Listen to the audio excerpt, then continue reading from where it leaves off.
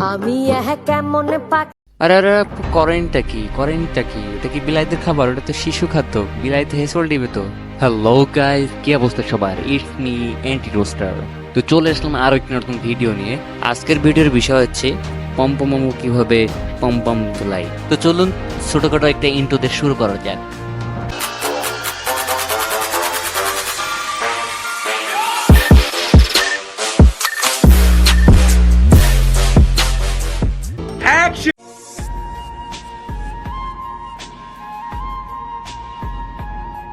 যেখানে আমাদের মুসলিম বোনরা কাপড় ঢাকতে ব্যস্ত, আর সেখানে আমাদের এই আপুরা কাপড় উঠাইতে ব্যস্ত।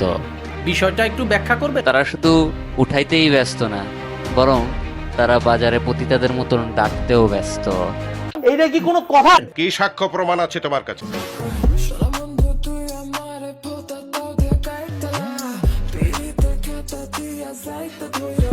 কি এবার বিশ্বাস হয়েছে তো আপনার? আসলে এসব আপুরা টিকটক নামে করতে আসে, বাস্তবে তো তারা প্রচার করতে আসে।